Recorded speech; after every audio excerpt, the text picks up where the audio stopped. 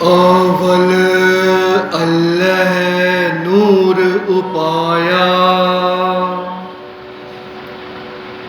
कुदरत के सब बंदे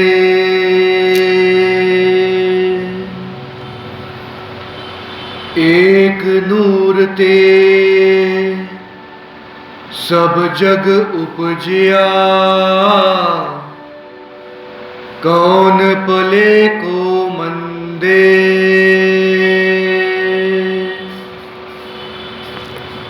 लोगा परम न फूलो पाई, खालक खलक खलक में खालक,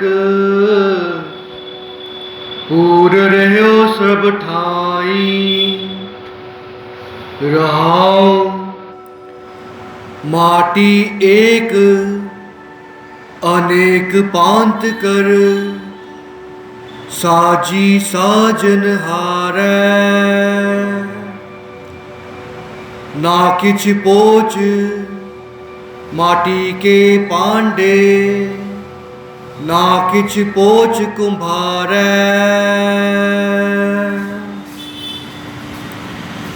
सब में सच्चा एको सोई, तिसका किया सब किछ होई। हुक्म पछानै सो एको जानै, बंदा कहिए सोई। अल्लो अलख न जाई लखिया, गुर गुड़ दीना मीठा। कह कबीर मेरी शंका नासी, सर्ब निरंजन डीठा। वाहिगुरु जी का खालसा, वाहिगुरु जी की फतेह। पिता परमेश्वर खुदा ने तो मनुष्य बनाए थे, सृष्टि पर भेजे थे ताकि वे प्रभु का ध्यान करके भवसागर से पार लंघ जाए। इसी प्रकार प्रभु ने जीव जंतु, पक्षी, मछली इत्यादि संसार में भेजे हैं, परंतु उन्हें ये दात नहीं बख्शी कि वे प्रभु का ध्यान धर के नाम जप सकें, बानी पढ़ सकें और तर सकें। ये दात सिर्फ मनुष्यों को ही प्राप्त है। कहते हैं मनुष्य जैसे कर्म करता है उस अनुसार उसे जीवन मिलता है। यदि मनुष्य नाम न जपे, बंदगी में ना जुड़े, कथा कीर्तन में ना जुड़े, तो उसे आगे चलकर नरक भोगने पड़ते हैं, उपरंत 84 जूनियाँ भोगनी पड़ती है। परंतु तंता के योग हैं मनुष्य जिन्हें पहले तो मनुष्य योनि मिली, जिसमें वे अच्छे कर्म करके प्रभु की प्राप्ति कर सकते हैं और अपना उद्धार अपने ही हाथों से कर सकते हैं। परंतु मनुष्य आज नहीं, हम तो सदियों से देखते आ रहे हैं कि मनुष्य भेदभाव करता है, ऊंच नीच का भेदभाव करके जात पात इत्यादि अपने मन में इस प्रकार के विचार रखता है। परंतु धन्य है वो मनुष्य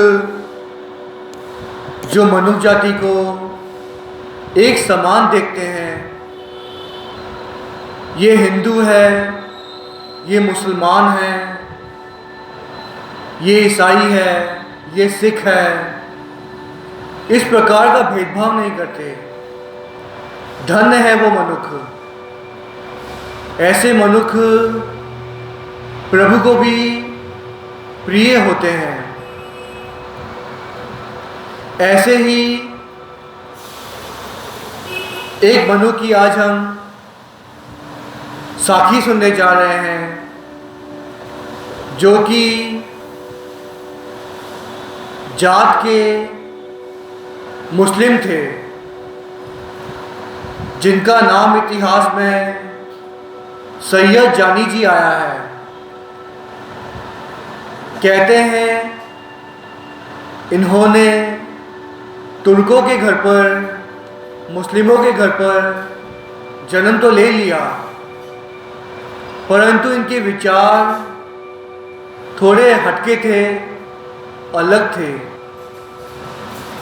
कहते हैं सैयद जानी जी ने अपना घर बार छोड़ दिया। वे यहाँ वहाँ जंगलों में इत्यादि जगहों पर भटकने लगे ताकि उन्हें मौला की प्राप्ति हो जाए, अल्लाह के दर्शन हो जाए, उनका जीवन सफला हो जाए, वे भवसागर से पार लग जाए। इस प्रकार के उच्च विचार कहते हैं सैयद जानी जी के मन में थे। इसी प्रकार मौला की प्राप्ति के लिए कहते हैं वे तुर्कों के स्थानों पर गए, कई जगह भटके, कई मौलवियों के वे पीछे पड़े रहे, सेवा की उन्होंने, परंतु वो बात नहीं बनी जैसा वे चाहते थे। उन्हें तो मौला के दर्शन करने थे, अल्लाह के पास जाना था, उनसे भेंट करनी थी। हुआ यूं कि वे भटकते भटकते कभी तुर्कों के स्थानों पर तो कभी हिंदुओं के मंदिरों पर वे जा जाकर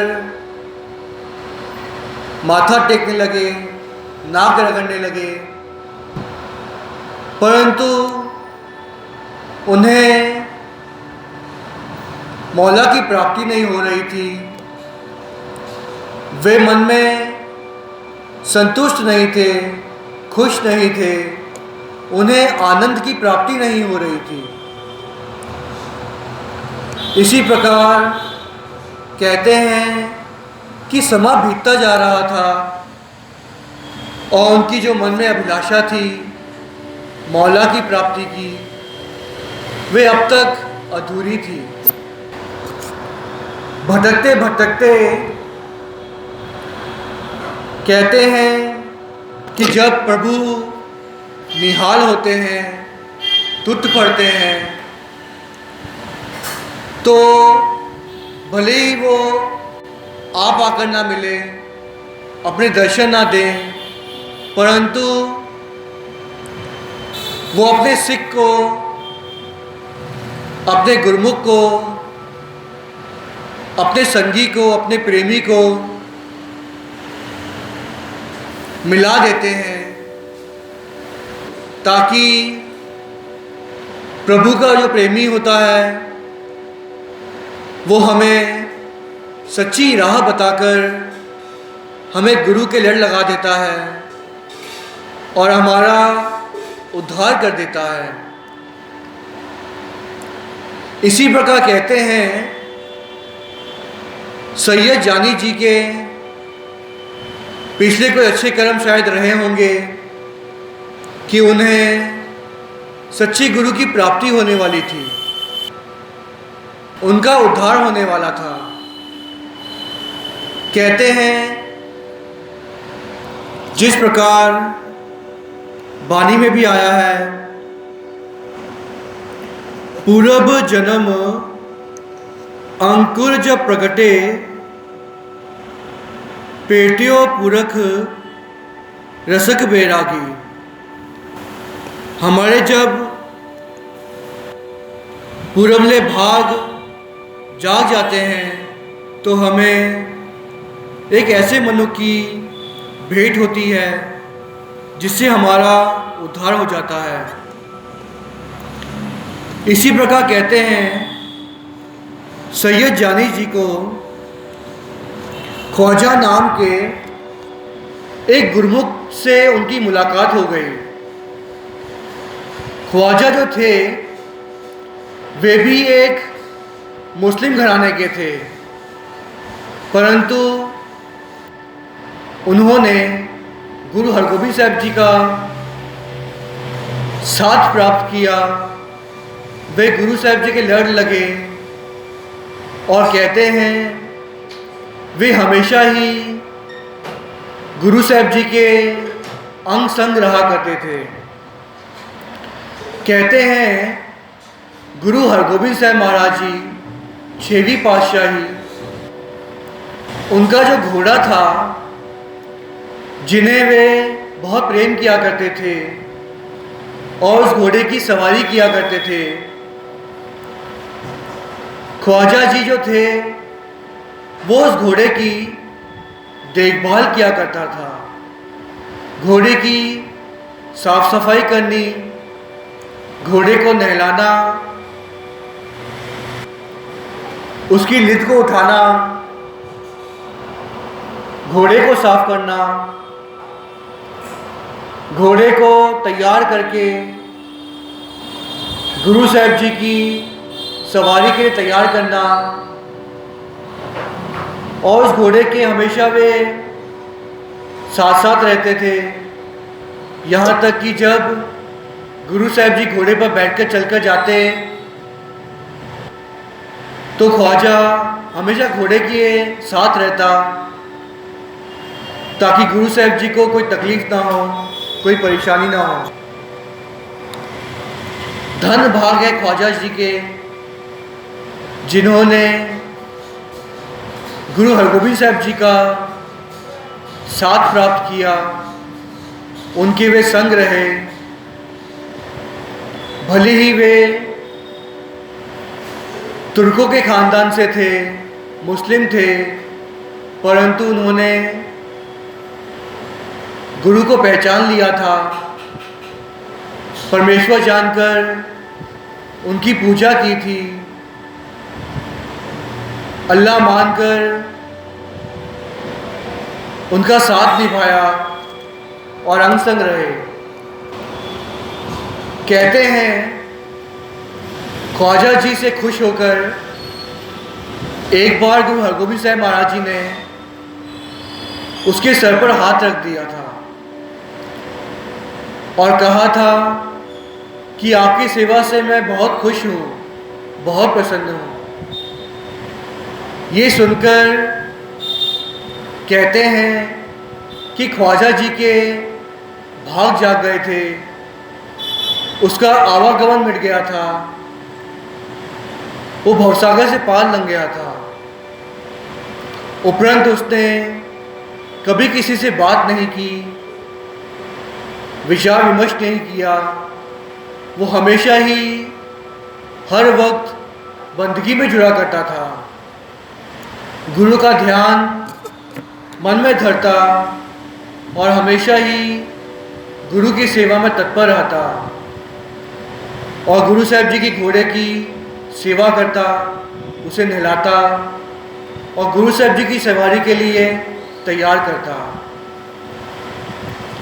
तो सैयद जी को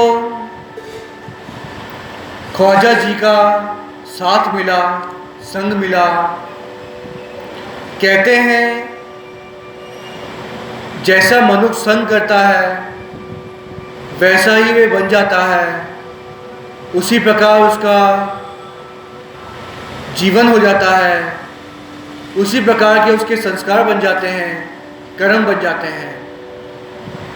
संघ का रंग जो होता है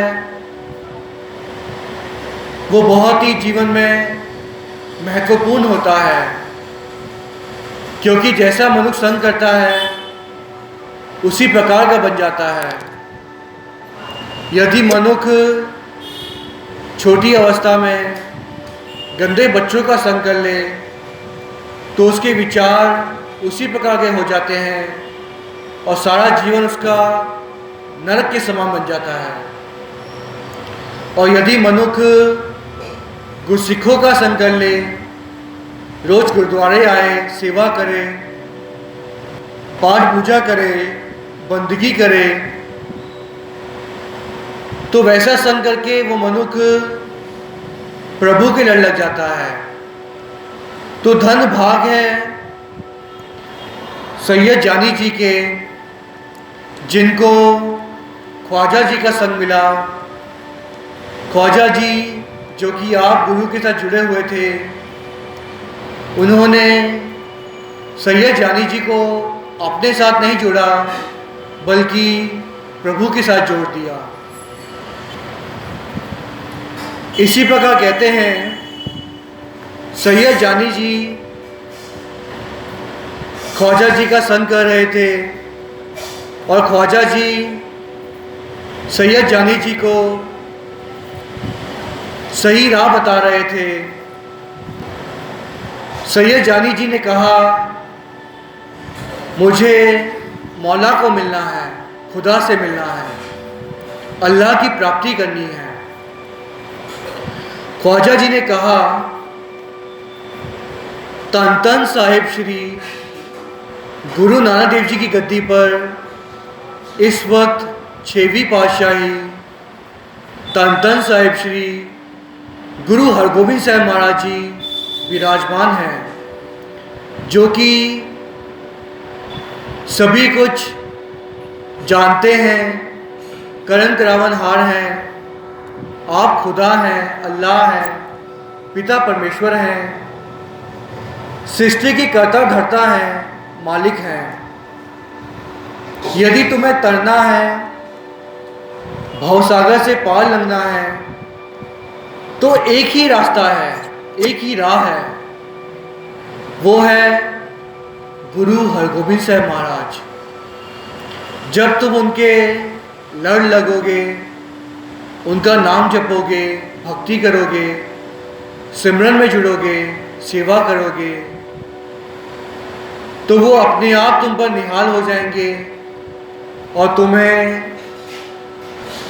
प्रभु के साथ जोड़कर तुम्हारा पार उतारा कर देंगे। इसीलिए मैं तुम्हें सही राह बताकर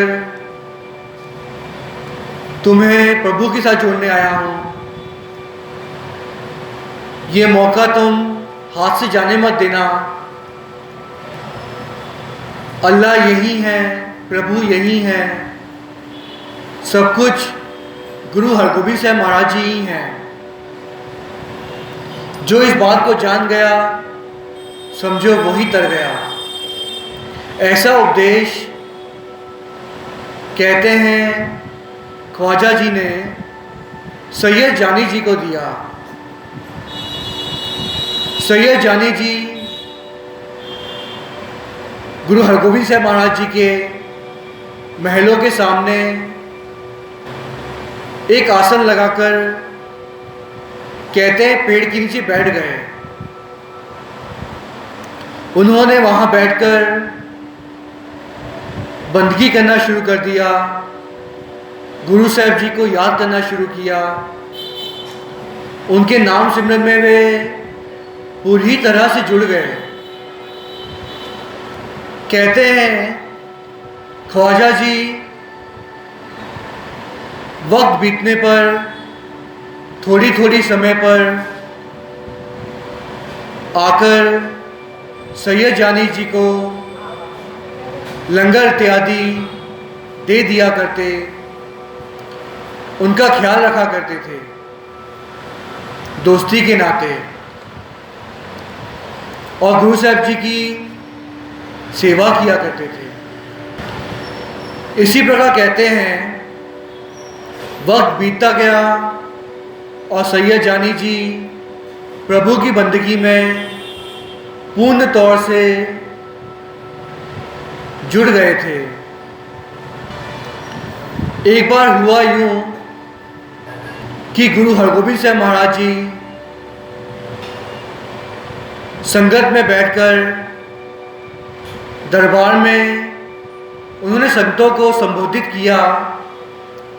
कहा, एक सैयद जानी नाम के व्यक्ति दरबार के बाहर बैठे हैं, उन्हें जाकर कहो कि आपको जो कुछ भी चाहिए गुरु साहब जी दे देंगे, आपकी जो भी मांगे हों वो पूरी होंगी। जो भी धन पदार्थ वस्तु जो भी वो चाहें उन्हें मिल जाएगा। जानी जाननहार पिता परमेश्वर खुदा मालिक गुरु हरगोबिंद साहब महाराज जी सबकी दिलों के जानते हैं, सब कुछ जानते हैं, तीनों लोकों के वो ज्ञाता हैं, तारणहार हैं, बख्शनहार हैं। इसी प्रकार कहते हैं, गुरु के सिख सेवादार गुरु की आज्ञा के अनुसार सैयद जानी जी के पास पहुंचे। उनसे जाकर कहा कि गुरु जी ने कहा है कि आपको जो कुछ भी चाहिए, धन वस्तुएं पदार्थ, वो सब कुछ आपको गुरु से मिल जाएगा। आप यहाँ से चले जाएं, अपने घर जाकर कार विहार करें। दरअसल गुरु साहब जी तो सैयद जानी जी की परीक्षा ले रहे थे। सैयद जानी जी ने कहा कि नहीं भाई, मुझे तो सिर्फ मौला चाहिए, ये धन पदार्थ तो नाशवंत हैं, ये हम सभी कुछ अपने साथ नहीं ले जा सकते। जब हम इस सृष्टि से जाएंगे तो हमें खाली हाथ जाना होगा। ये धन वस्तुएं पदार्थ, ऐशो आराम, सुख सुविधाएं, ये सब धरी की धरी रह जाएंगी। ऐसा सैयद जानी जी ने सेवादार जी से कहा। सेवादार ने सारी बात जाकर गुरु साहब जी से बताई। सैयद जानी जी उन्होंने सेवादार जी से ये भी कहा था कि मैं दृढ़ निश्चय करके बैठा हूँ कि मैं मौला के दर्शन करके ही जाऊँगा। जब ये बात सेवादारों ने गुरु साहब जी से बताई, इस पर गुरु साहब जी ने कहा, अगर इतना दृढ़ निश्चय है उसका तो एक काम करो, हमारे और उनके बीच में एक पक्की दीवार खड़ी कर दो, दीवार चुनवा दो, ताकि वो हमारे कभी दर्शन ना कर सके। ये बात सुनकर सेवादारों ने कहते हैं, जहाँ पर सैयद जानी जी बैठे थे उसके आसपास दूर एक दीवार खींच दी। उसके उस पार गुरु हरगोबिंद साहब महाराज जी का दरबार सजता था और संगत उनके दर्शनों के लिए आया करती थी।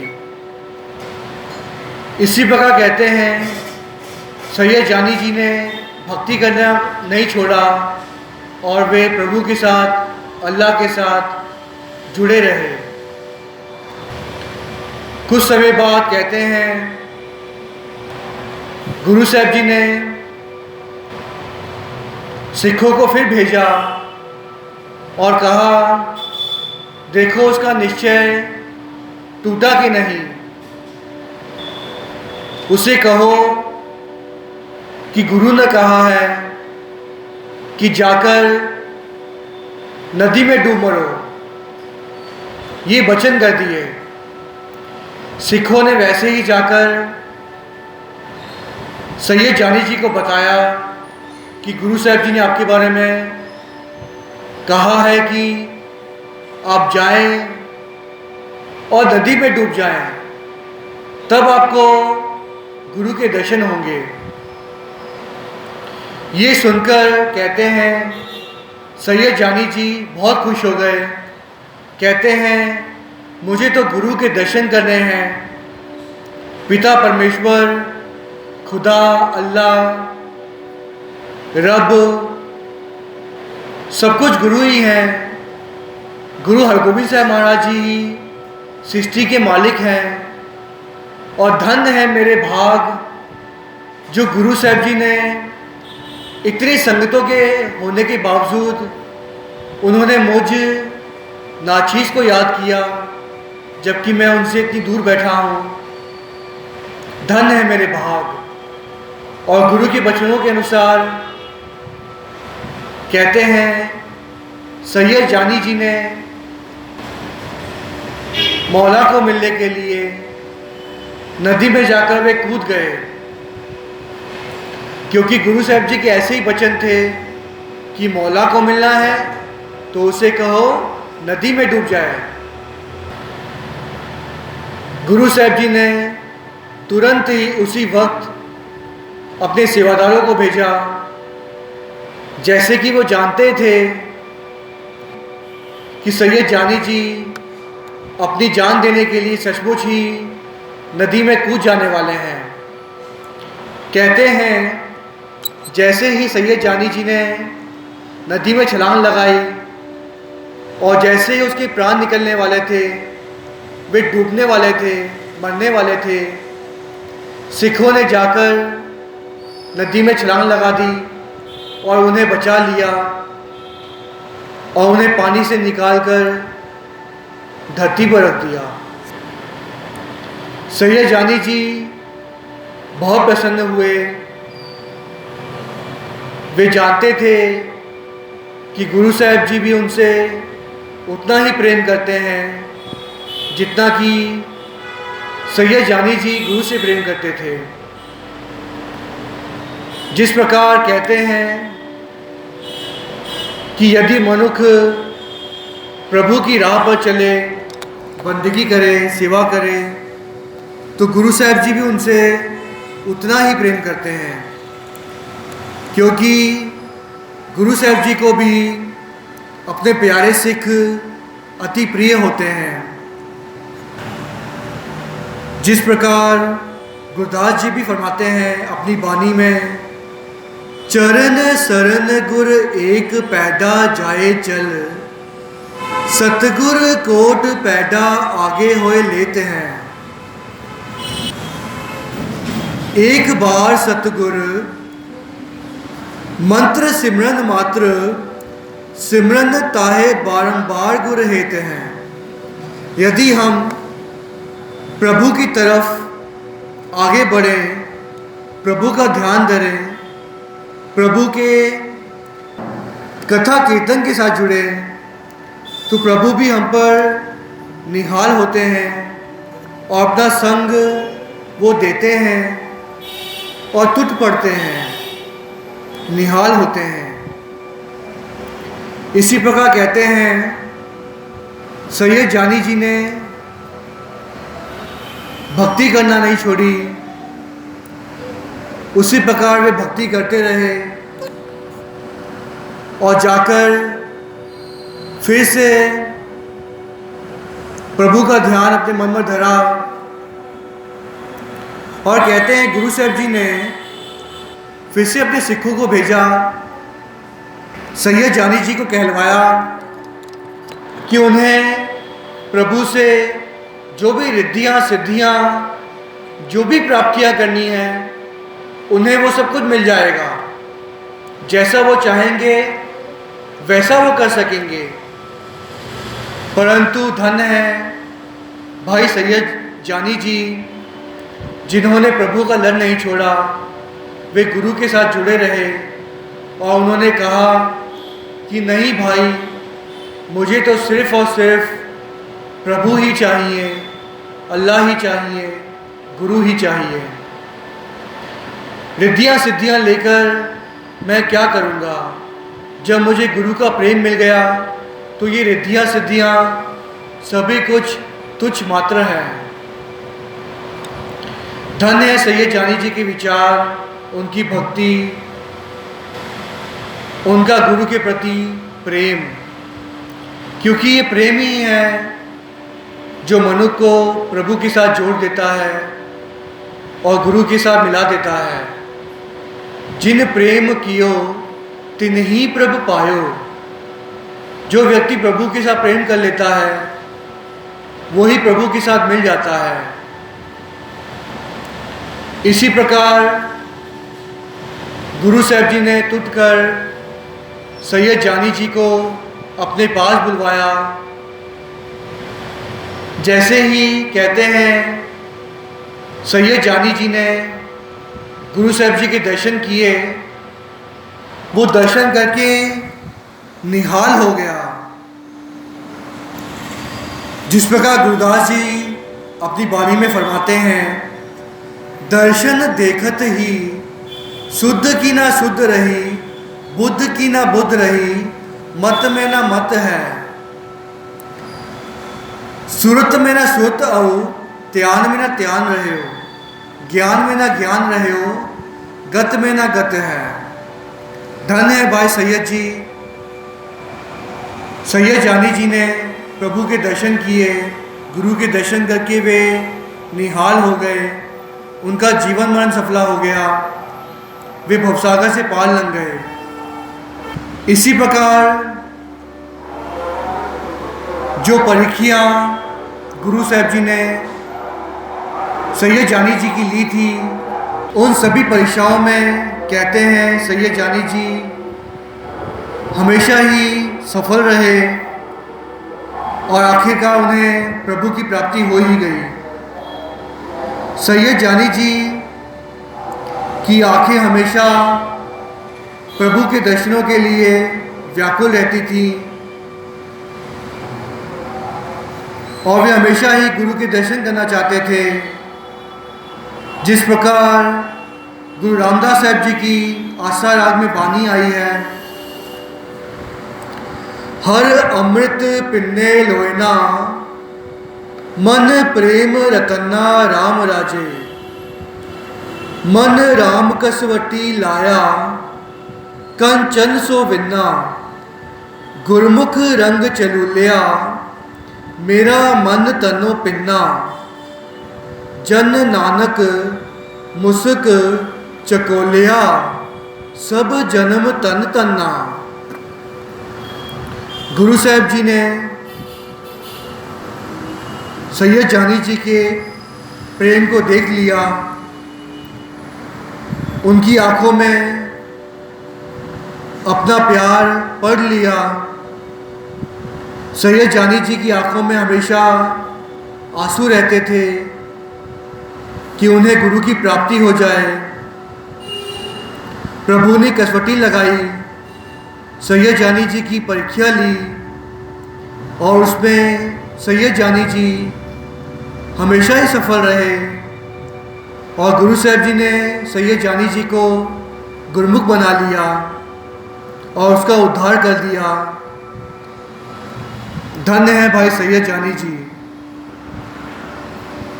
गुरु साहब जी हमेशा ही अपने भक्तों की लाज रखते हैं, उनसे प्रेम करते हैं। जिस प्रकार गुरु साहब जी की बानी आई है, नानक रुन्ना बाबा जानिए, जे रोवे लाए प्यारो। गुरु साहब जी अपने प्रेमी का रोना समझते हैं। यदि प्रेमी सचमुच प्रेम करता हो, उसे गुरु की प्राप्ति करनी हो, गुरुमुख बनना हो, गुरु की प्राप्ति करके भवसागर से पार लंघना हो, तो गुरु साहब जी उसके प्रेम को देखकर, उसके भाव को देखकर टूट पड़ते हैं, निहाल हो जाते हैं। जिस प्रकार गुरु हरगोबिंद साहब महाराज जी सैयद जानी पर उन्होंने उन पर कृपा की, उन पर निहाल हुए और उन्हें भवसागर से पार लंघा दिया। इसी प्रकार सैयद जानी जी के धन भाग हैं जिन्होंने तन तन साहिब श्री गुरु हरगोबिंद साहब महाराज जी 6वीं पातशाही जी के दर्शन किए और कहते हैं गुरु साहब जी ने सैयद जानी जी को उनके प्रेम को देखकर, उनके भाव को देखकर उन्हें अपने गले लगा लिया। हर सिख के मन में चाव होता है कि गुरु साहब जी हमें कब गले से लगाएंगे। जिस प्रकार बानी आती है, हाँ तुमरी करो नित आस, प्रभ मोहे कब गल लावेंगे। गुरु रामदास साहब जी महाराज जी की बानी है। हर मनुष्य के मन में जो प्रभु को प्रेम करता है उसके मन में ये आस होती है कि उससे प्रभु मिल जाए। और धन्य है भाई सैयद जानी जी जिनको प्रभु के दर्शन हुए, गुरु के दर्शन हुए और गुरु साहब जी ने उससे अपने गले से लगा लिया। उपरांत कहते हैं गुरु साहब जी ने सैयद जानी जी को और उनके मित्र ख्वाजा जी को, जो गुरुघर की सेवा किया करते थे, गुरु के घोड़े की रखवाली किया करते थे, संभाल किया करते थे, दोनों को ही गुरु साहब जी ने कहा कि आप जाएं, आप दोनों की सेवा सफल हुई है, मैं आप दोनों पर ही बहुत ही प्रसन्न हूँ। दोनों को कहा कि आप जाकर एकांत में भक्ति करें, सेवा करें। उपरांत कहते हैं दोनों ने ही ऐसा किया।